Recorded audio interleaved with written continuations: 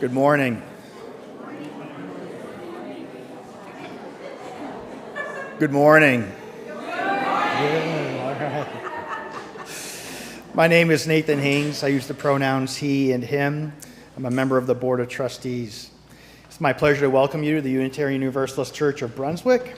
UUCB is located in the ancestral homelands of the Wabanaki people, who have deep, enduring, and ongoing relationships with Brunswick's lands and waterways. We acknowledge the painful legacy of the region's colonial history and commit to better understanding it. We will work to recognize and welcome the presence and concerns of the Wabanaki people and culture, live within and contribute to the vitality of this community we share. Today is July 20th, 2025.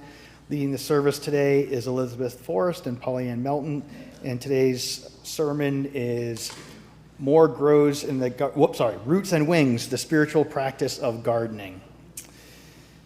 Music is led by Will Bristol. If you're new or visiting today and like more information about the congregation, please stop at the visitors table in the back of the sanctuary. They'll be happy to talk to you there. There is one announcement today. The artist whose work is currently in our gallery, Carolyn Gaby, will be here today after the service to speak with anybody who would like to chat with her. Is Carolyn here? Would you stand up, wave, so people see you? There she is. Hi. So feel free to grab Carolyn and chat about her beautiful artwork. In the interest of safety, please note there are exits from the sanctuary, one in the back by the AV booth, and then one in the main door where you came in. There's also a third exit at the back of the building by the Spiritual Formation Center. As we begin today's service, please remember to silence cell phones and electronic devices. And once again, we're very happy you're here this morning.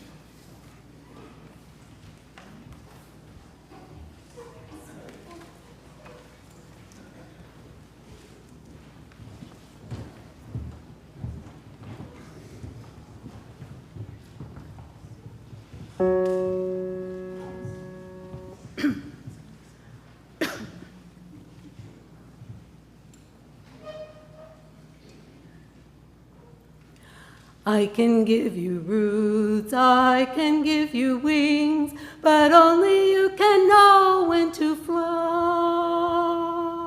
I can give you roots, I can give you wings, but only you can know when to fly. I can give you roots, I can give you wings, but only you will know when to fly. I can give you roots, I can give you wings, but only you can know when to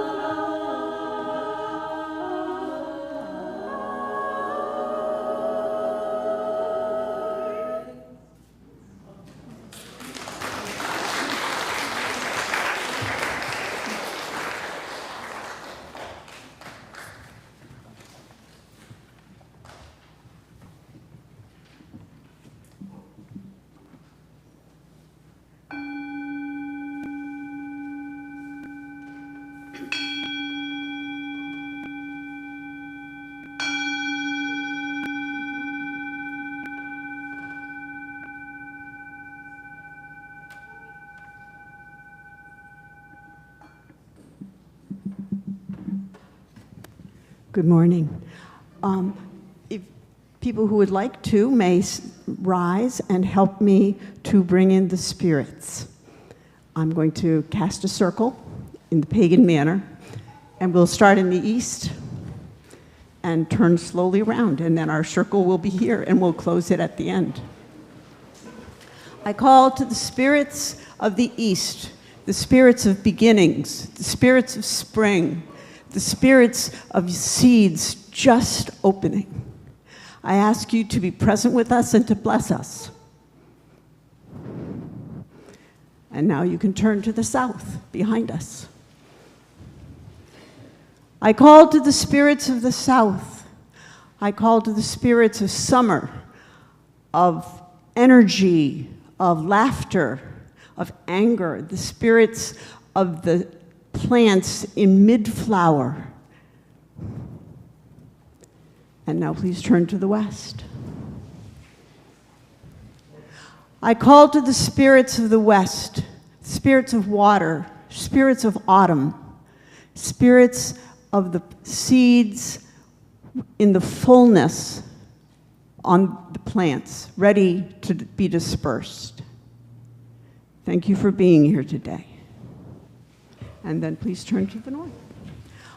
I call to the north the spirits of the in-between time, of winter, of darkness, the time when seeds plants restore themselves under the earth. The seeds begin their passage. Thank you for being present with us today.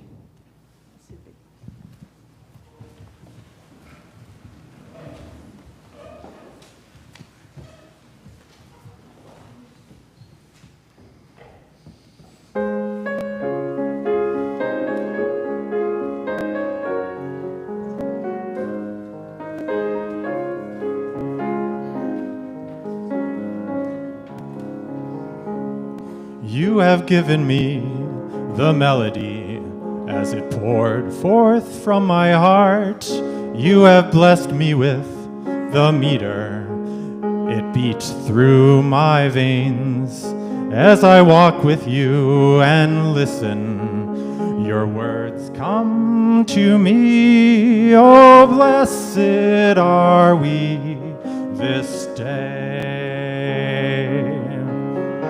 Hallelujah, hallelujah,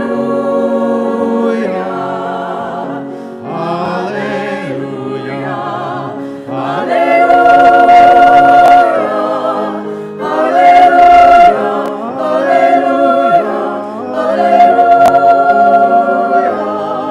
Oh, blessed are we this day. Rain so gently falls to soak the earth. Life bursts forth from the seed. Roots go stretching down to draw their strength from the soil. Upward grows the plant, always reaching toward the heart-beating sun. Oh, blessed are we this day. Hallelujah, hallelujah, hallelujah, hallelujah.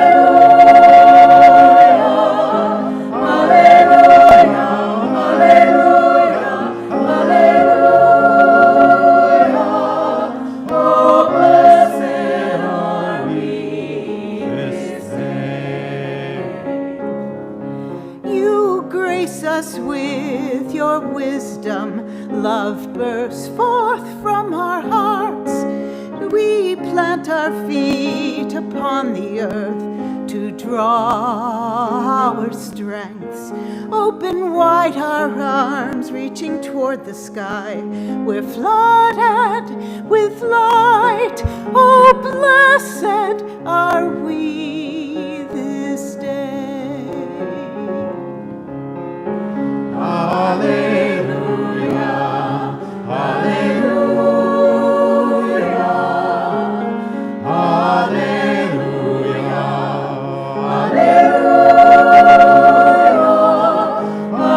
hallelujah, hallelujah, hallelujah. Oh, blessed are we this day. May we walk within your melody as it pours forth from our hearts. May we step within the meter veins. Open wide our ears and listening, hear your words spoken clearly. Oh, blessed are we this day. Hallelujah. Hallelujah. Hallelujah.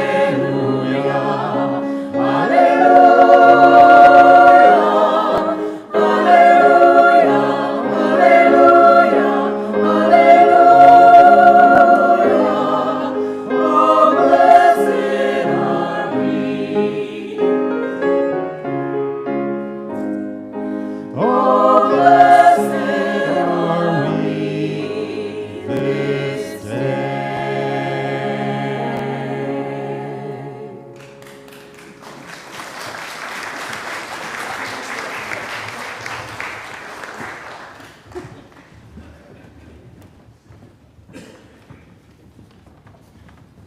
Good morning. I'm Irene Austin, worship associate. My pronouns are she, her.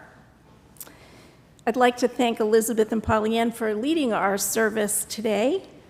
When I read their bios, I was struck by the wealth of experience they both have with gardens and trees and all kinds of plants.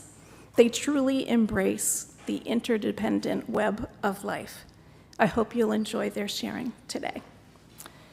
Our opening words are from Mark chapter 4. If someone would scatter seed on the ground and would sleep and rise night and day, the seed would sprout and grow.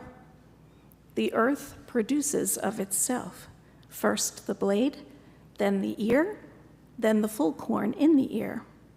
When the grain is ripe, the harvest has come. Would you please stand as you're willing and able to sing our opening hymn, When Our Heart is in a Holy Place? It's in our teal hymnal, number 1008, and the words are on the screens.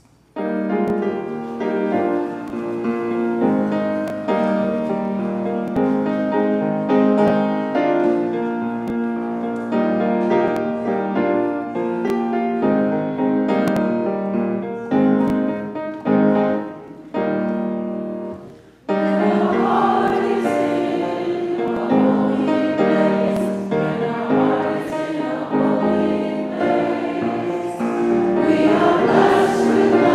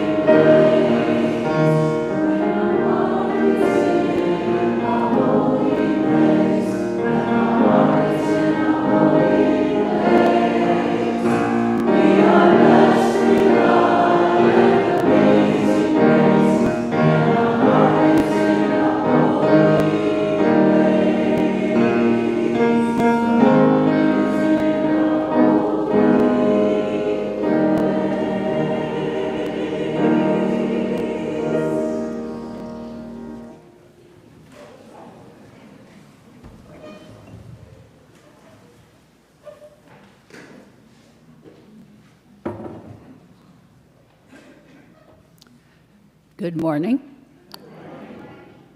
My name is Polly Ann Melton. I use she, her pronouns, and I invite everyone who is young or young at heart to join me up here for the reading of The Bug Garden.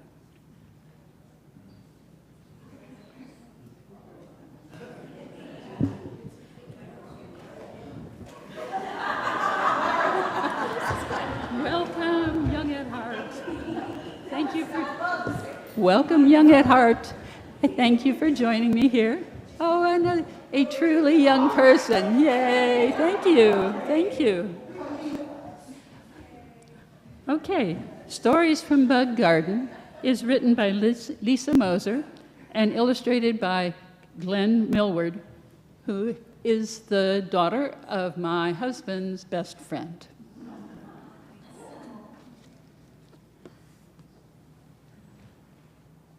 The garden. Thank you. All right. The garden. The garden was old and forgotten with a tumble-down wall and a one-wheelbarrow. No one came down the weedy path to take care of it or sit among its flowers. So they moved in, one by one by one. Ladybug never liked her name. A lady had to sip tea, fold her napkin, and sit up very tall. But when no one was looking, Ladybug ran barefoot and made mud angels and whistled through a blade of grass. How many people have whistled through a blade of grass? Yeah.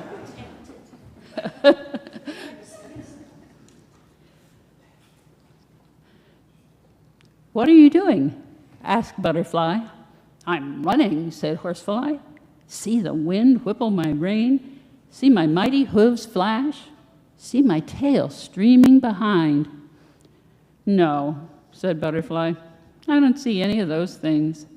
Look again, said Horsefly, as he ran around the garden. Butterfly watched closely. You know you're not a horse. You're a horsefly, a teeny tiny bug. Horsefly stopped running. He looked at Butterfly and sniffed. Well, you're not butter either. And then he ran some more.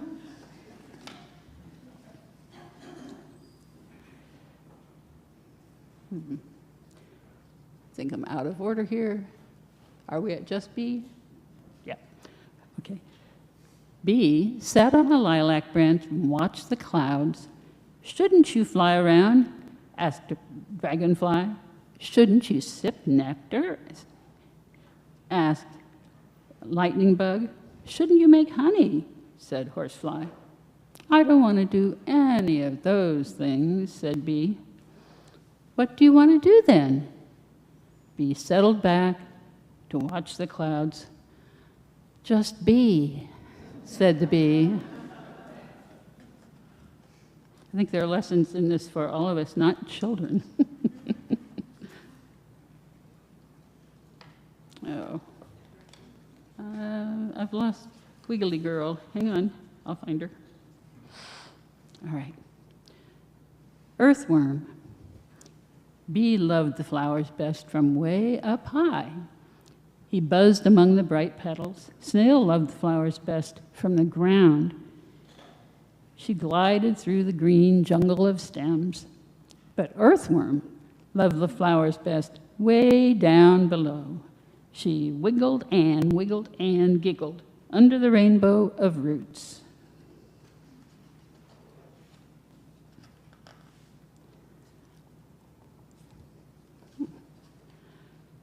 Three friends hid behind a rock.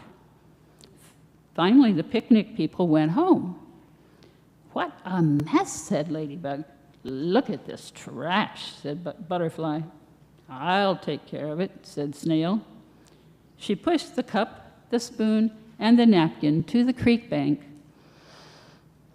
You're a saint, said Ladybug.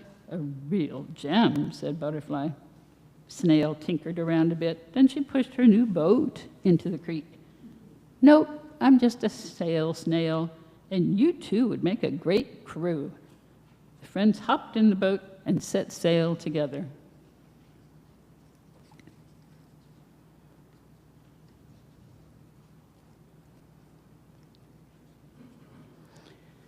Lightning Bug loved playing games.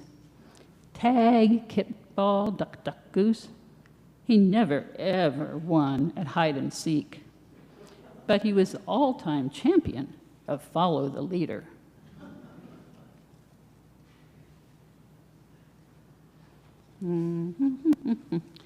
Big Ant and Little Ant, on one summer day, when the bugs had barely finished their picnic, Roly-Poly called, "Hurry, hurry, it's about to start."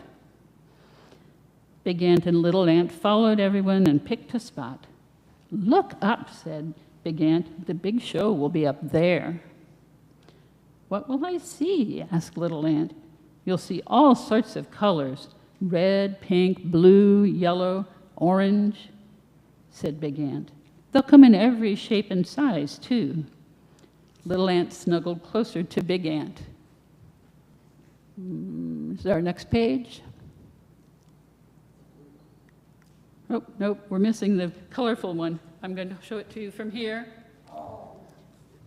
Pop! Ooh, cheered the bugs. Boom! Ah, cheered the bugs. Little Ant and Big Ant watched the colors dance and swirl up above. "That was the most beautiful thing I ever saw," said Little Ant. "Yes," agreed Big Ant. "It's always a spectacular show when the flowers bloom."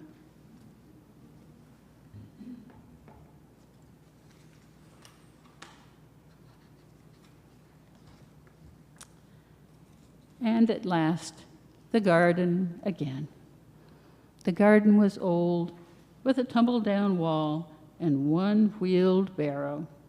But it wasn't forgotten anymore, because they all called it home.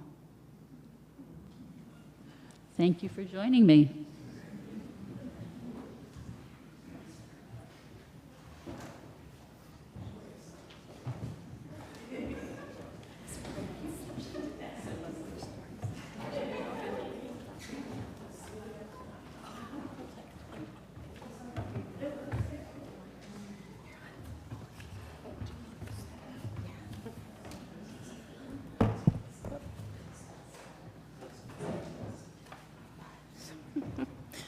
Good morning. I'm Willow Whitehouse. My pronouns are she and her, and I'm a member of the Pastoral Care Associates. I'm here this morning to read the joys and concerns. The John Lewis Good Trouble Rally was full of hope and hopeful people, many from UUCB. Yes, and I was there. Keep the good trouble flowing, and that's from Carol, our Ministry of Hugs, McCoy. And under concerns, please send healing energy to my stepdaughter's partner, Herschel, who is facing a big surgery next week. And that's from Tamis Donovan. Nancy Melke, a longtime member of UUCB, has been admitted to Maine Medical Center for emergency surgery to remove an embolism in her leg. She would appreciate phones and calls and emails. And that's from Lee Parent, too. And my nephew is in intense care in Lewiston at CMMC. My nephew's wife at CMMC. She had a terrible fall and is already on dialysis. Her name is Maureen Downs, and that's from Mary Atala Lassard. So if you're not attending in-person services and would like a joy or concern read from the pulpit, you can send an email to uucb-joys-and-concerns@gmail.com. I think I read that right, but you can see it up there too. If you would like to talk to one of us after the service, look for the light blue ribbons on our name tags. Our names are also in the order of worship. We would be happy to meet with you here or meet with you later. We offer a listening ear and our presence.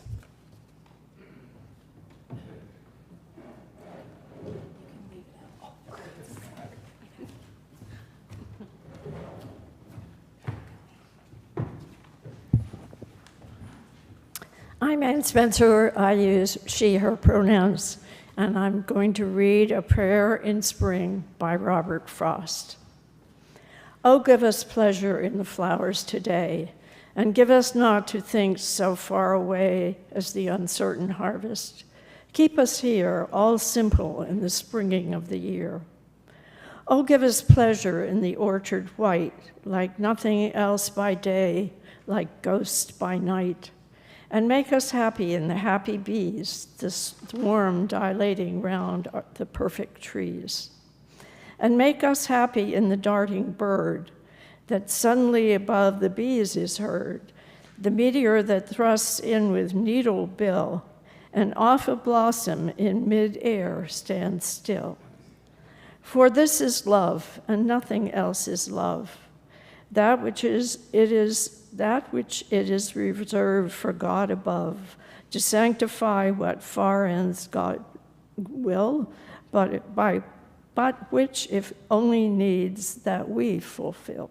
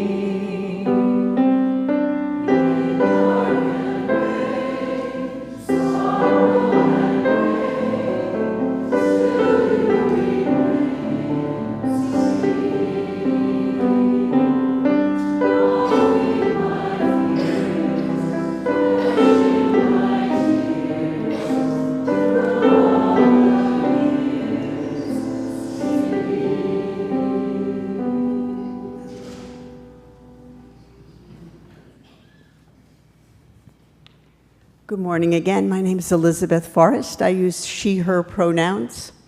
And I have taken a couple of the what was your first gardening experiences? I couldn't read them all. We got too many. So I just grabbed 3.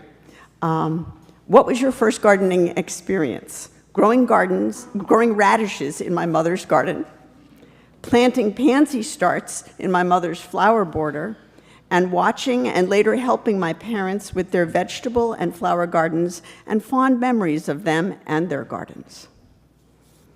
One last one. At my home in Camden, 17 years of trial and error, mostly error.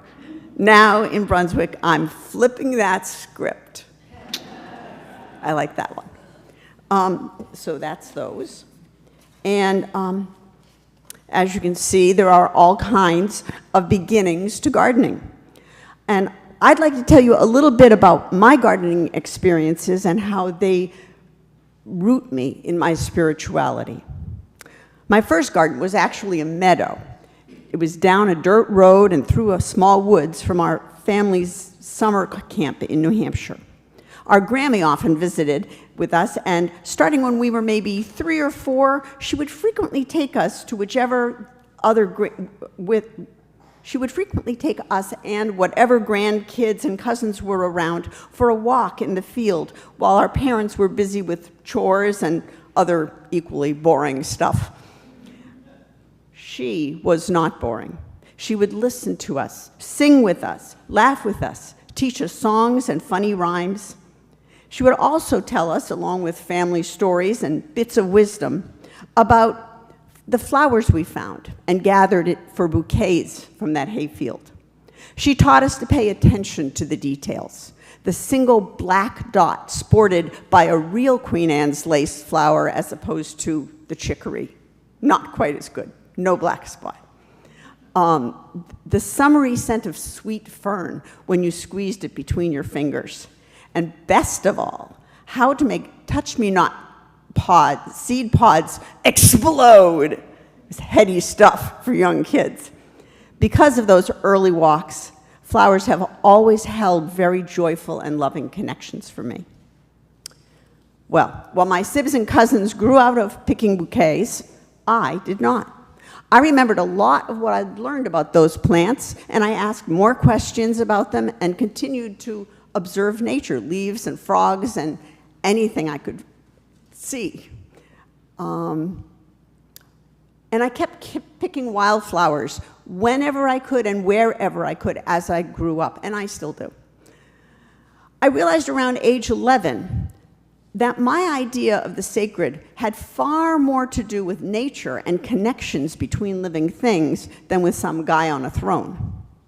I overheard some adult use the term tree hugger, and I didn't know what that meant, but it sounded like a very good idea to me. And I went out and I found some trees to hug, and I felt very connected. This may have been the point when my beliefs about the earth and sacredness crystallized. My first gardens were mostly just tiny plots in corners and back apartments when I was in my 20s and early 30s, where I tried to grow a few flowers, and I was happy with each small success. When I bought my first home in Portland in 1988, with garden spaces that needed filling, I barely had time to ponder how to get started with planting these when a friend mentioned someone who wanted to plow under a large perennial garden. They were having a hard time mowing. I was horrified by the thought of all those beautiful plants being killed off for no good reason, when I had plenty of room for them and could give them a home where they could thrive.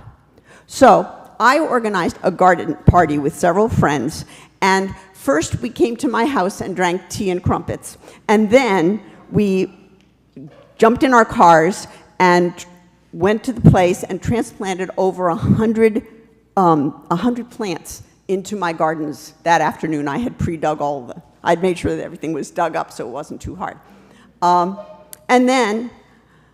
So I had an instant garden, which was like really cool. And then I waited and watched the following spring and delighted in celebrating and finding out about all these new friends around me. It was really the first time I'd had a true garden. A couple of years later, I moved to Vietnam for a job, and I was surprisingly disoriented by my lack of connection to the local flora. I would look at them and say, oh, that's nice. But they were subtropical, and they looked different. They were living a different season of schedules. They were living under different conditions than I was used to. And given the lingual and cultural challenges and a busy schedule, it was really hard to learn much about them other than what I could observe myself. So I lived for 3 years with plants that were beautiful strangers to me.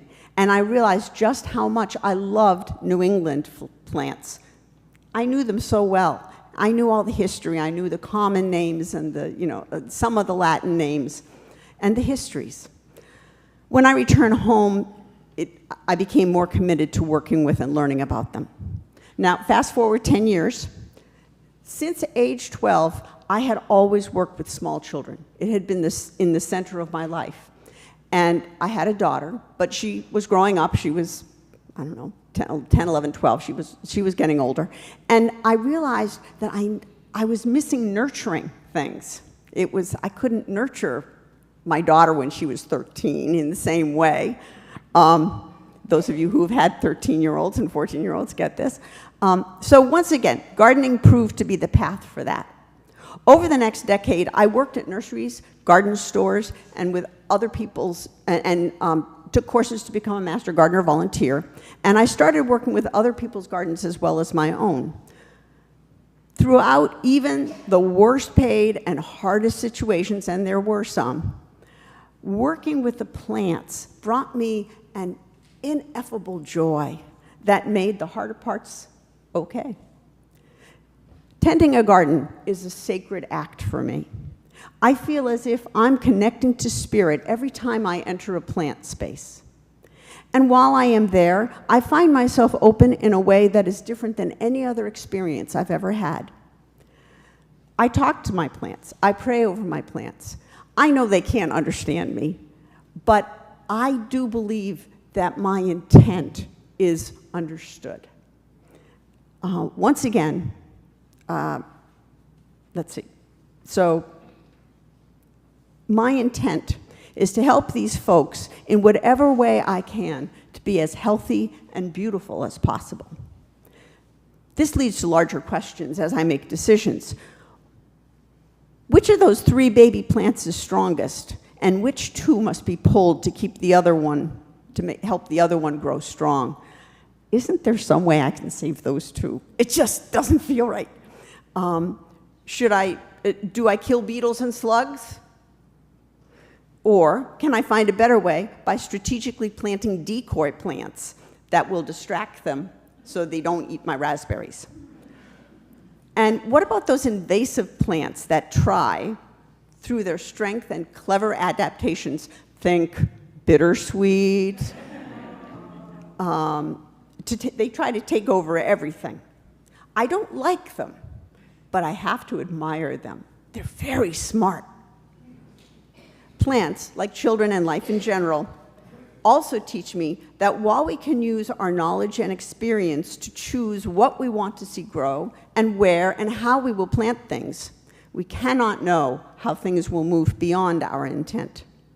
We cannot know exactly how a given plant will grow or fail, how it will react to its environment, whether it will flower well or at all.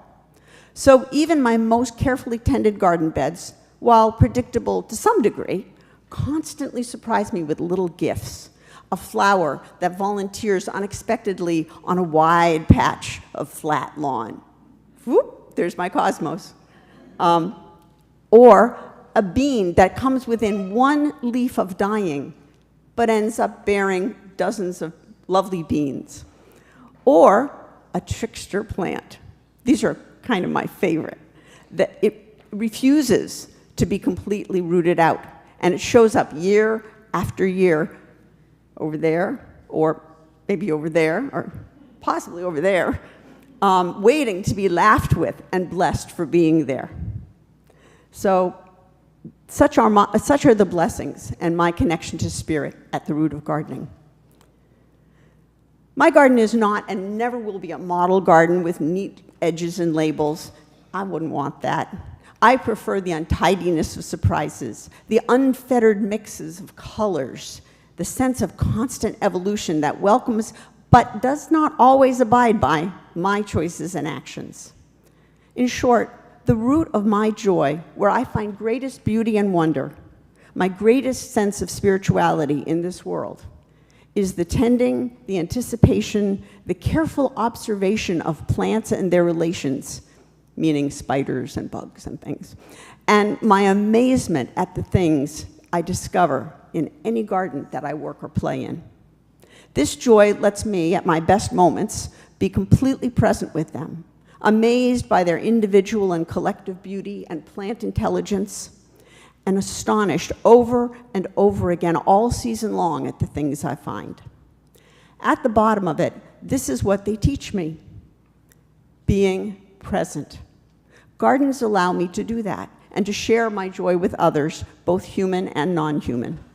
And whether you are a gardener of plants, or a nurturer, or a creator of a different kind, I hope that you will find yourself fully present with whatever brings you joy and connection as often as possible. Oh, and I'm going to read one thing. Can I find it? I'm going to read just a couple. These are completely randomly pulled. How did gardening change you? It made me see that even one person can make a difference. I like that. I hear the voice of the seasons, the wind, the wild, and feel responsible for its care. I like that also.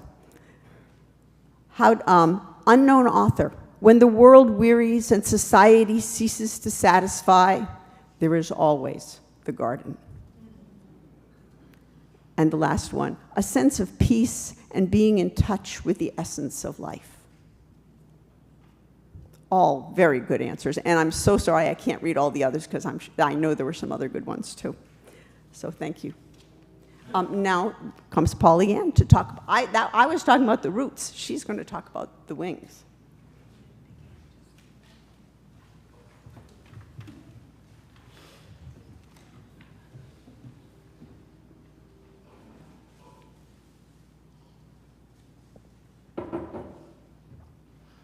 So Although I have always been a gardener, I'm going to talk to you about cultivating beyond the garden wall. My earliest memories are going to the research greenhouses at Purdue, where my mother was starting horticulture.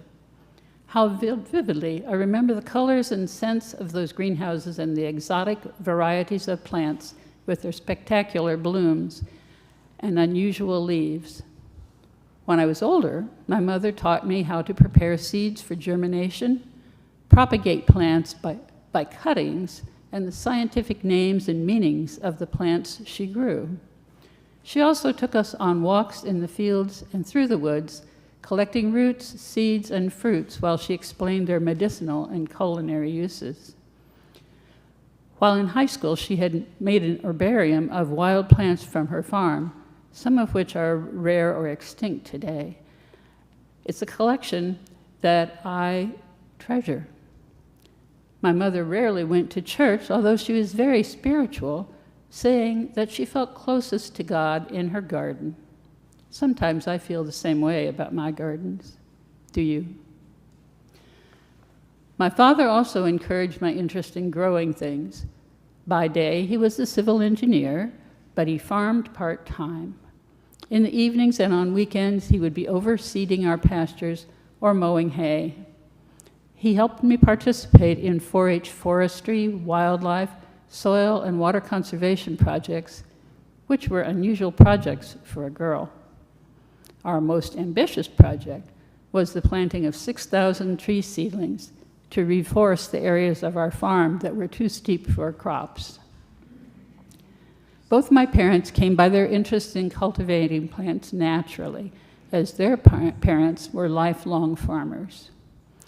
When I was in grade school, in the summer, my family gathered at our aunts, uncles, and cousins at my maternal grandparents' farm to work with them in their huge truck garden, planting, cultivating, weeding, and harvesting as a whole family. Although I was young, and any garden might have seemed huge at that time, I knew it really was very large because there was an entire acre devoted to asparagus and 15 acres of orchard. In the spring, we helped plant and weed, and we filled many quart boxes with luscious strawberries and blackberries. It was sweaty, tedious, back-breaking work from after breakfast until the mosquitoes drove us back inside at dusk. But it had its reward as summer turned toward fall. The fathers would pick and bring bushels of apples, green beans, peas, corn, and more to the black porch, where my cousins and I sat in the shade on long, hot, late summer afternoons, sipping lemonade and peeling, husking, snapping, or shelling, as we told jokes and teased one another. Then the mothers carried the produce into Grandma's steaming kitchen, where they canned and froze the food we would enjoy together over the winter.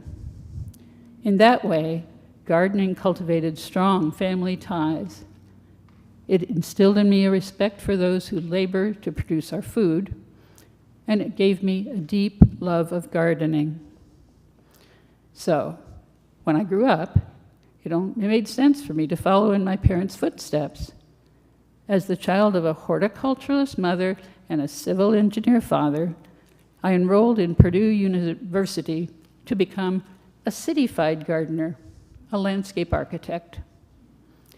The seeds of the 1960s social activism grew in me, and I looked to public service for employment. I worked as a project manager in planning and parks departments in Austin, Texas, and Salem, Cambridge, and Boston, Massachusetts. There, I worked with neighborhood residents to cultivate their sense of community as they coalesced their energy around historic park, playground, and streetscape projects.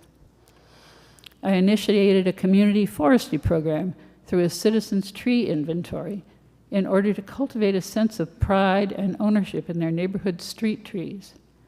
Participants were taught the names of common trees and their environmental and economic value. Then they formed teams to locate, identify, and assess the street tree planting and maintenance needs of their neighborhood, empowering them as advocates for public trees. This work required the same patience and persistence over time as growing a garden, sowing the seeds of ideas, nurturing organizational capacity, cultivating relationships between community leaders and public agency, and waiting for our efforts to bear fruit. And indeed they did. When I began working in community forestry, the city of Boston was taking down more street trees each year than they planted. We were losing our urban forest. There was no annual commitment of funds to planting, only to prune and remove street trees. But the seeds of public ownership, nurtured by the community forestry program, came to fruition with the city's commitment to fund the planting of 2,000 trees in the year 2000. So by nurturing and cultivating, we can grow fruitful families and communities, and in that way, we become gardeners of life.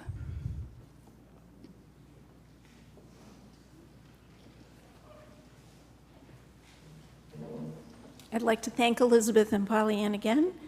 Thank you so much. I was thinking while they were talking of a few gardening issues in my own garden that I might be picking their brains about later, and I wonder if you were too. And I just have to mention that when Pollyann was reading from the bug garden about big ant and little ant, a big ant just kept crawling along. It came back once just before she was starting her reflection. Might come again. This is the time in our service when we receive your offering. All Sunday non-pledge cash is split with a charity with soul, and this month's charity is The Gathering Place. Please give as generously as you can.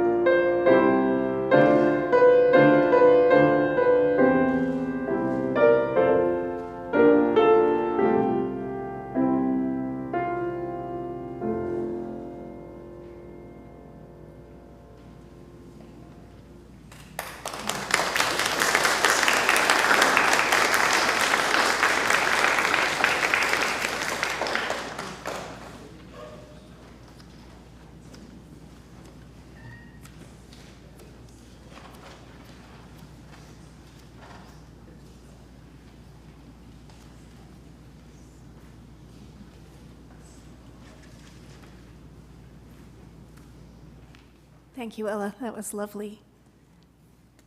Will you please join in our congregational response? May these offerings sustain and grow the work of this church, weaving a tapestry of love and action. Thank you. And now for our closing hymn, For the Earth Forever Turning, number 163. Please stand as you're willing and able.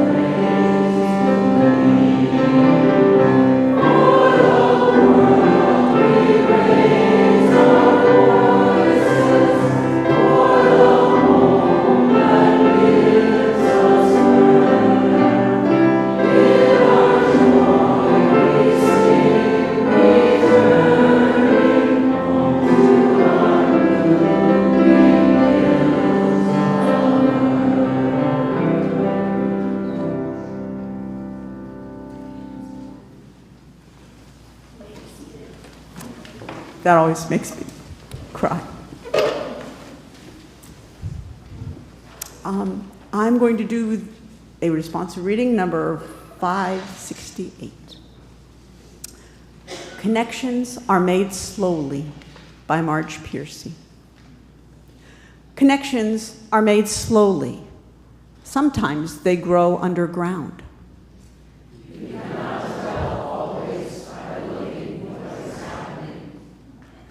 More than half a tree is spread out in the soil under your feet.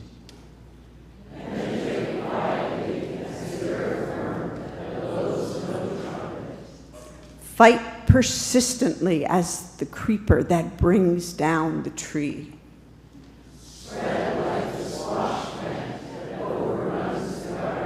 Gnaw in the dark and use the sun to make sugar.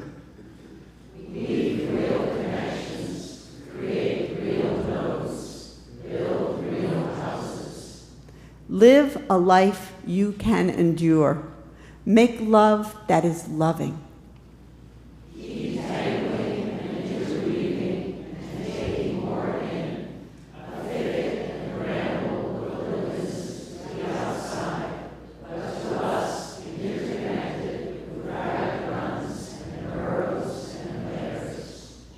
Live as if you like yourself, and it may happen.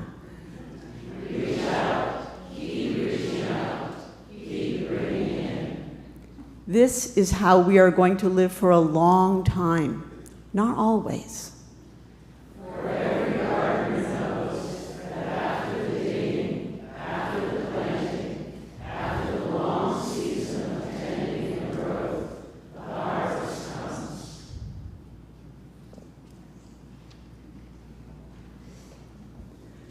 All right, so I'm going to now close the circle.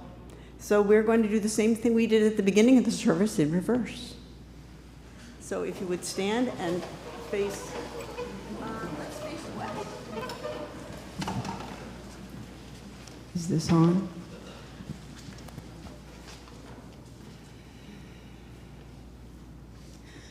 spirits of the west, spirits of the sunset, thank you for being present as we spoke of some of the things that you helped to create.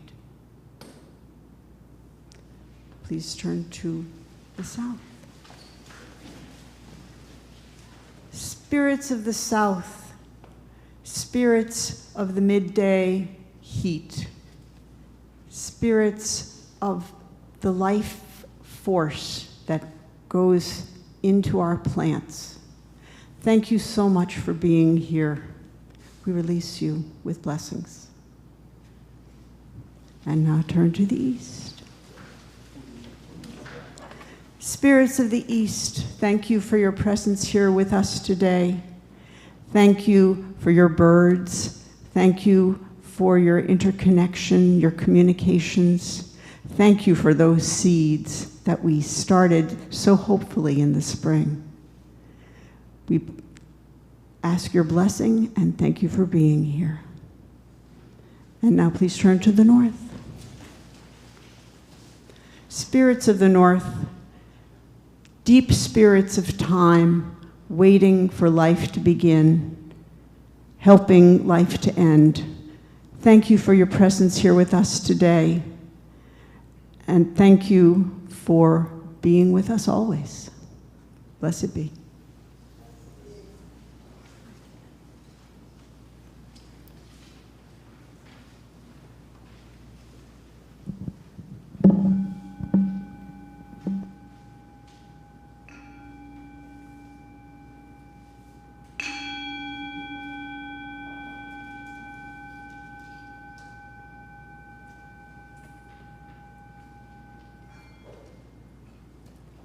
Please greet your neighbors. Enjoy.